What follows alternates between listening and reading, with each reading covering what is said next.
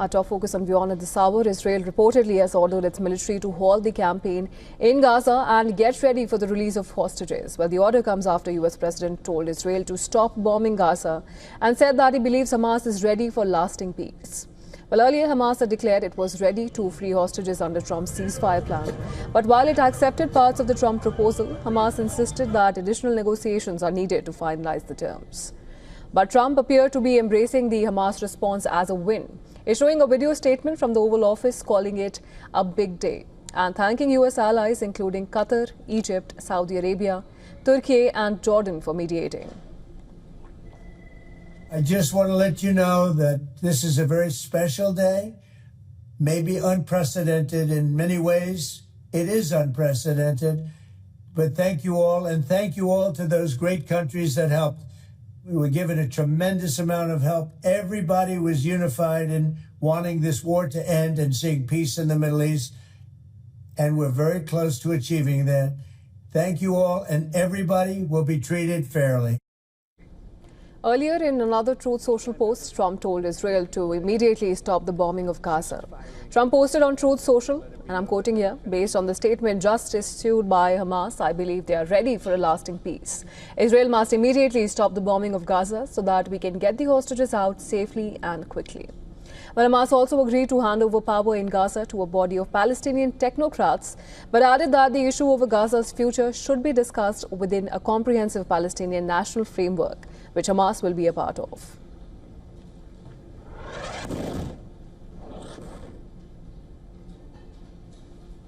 We will never accept anyone not Palestinian, to control the Palestinian. But this does not belong to Hamas only. This belongs all of the Palestinian, and the Palestinian Authority and the PLO. They should say what their response about this. And we can't bring someone like Tony Blair to be governor in Gaza. The statement also did not mention Hamas's disarmament, another key point of the plan.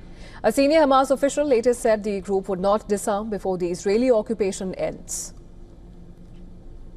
If the occupation ends and the Palestinians control themselves and there is a Palestinian state, Hamas no longer gonna have any kind of weapon. That mean they're gonna receive all. They sent all of the capabilities and to the Palestinian Authority. That's what we said from the beginning. We don't need the weapon if there is no occupation. Multiple explosions were seen over the Gaza skyline in the early hours of Saturday morning. Meanwhile, Israeli Army Chief met with top generals and instructed the Israel Defense Forces to gear up for the implementation of the first stage of Trump's plan to free the hostages. Israeli Prime Minister's office has also said that it is seeking the immediate implementation of the plan to free Israeli hostages in Gaza. However, the US media news outlet Axios reported that Israeli Prime Minister Benjamin Netanyahu has been surprised by Trump's response and that it viewed Hamas's statement as failing to meet key aspects of Trump's peace plan. Netanyahu was alongside Trump as he unveiled the 20-point peace plan at the White House on Monday and said at the time that Hamas must stick to all the elements of the plan.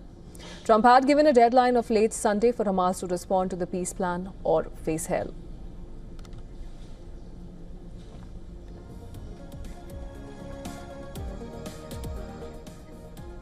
And for more on this, our correspondent Susan Tehrani has sent us this report from New York. Take a look. President Trump has directed Israel to immediately cease bombing operations in Gaza, saying that doing so is necessary to enable the safe return of hostages and to begin negotiations with Hamas. Now, the order comes as Hamas signaled a partial acceptance of President Trump's 20-point peace proposal. It did express willingness to release all Israeli hostages, dead and alive, and hand over administrative control of Gaza to a technocratic Palestinian body. However, Hamas did not agree to key demands, such as disarmament, and many of the plan's terms still remain unresolved. President Trump had earlier set a deadline for Sunday evening for full acceptance, warning, quote unquote, severe consequences if Hamas fails to comply. And now the waiting game continues. Will Hamas deliver? Is peace within reach? Or will that deadline pass? Susan Tehrani reporting from New York for WION World is One.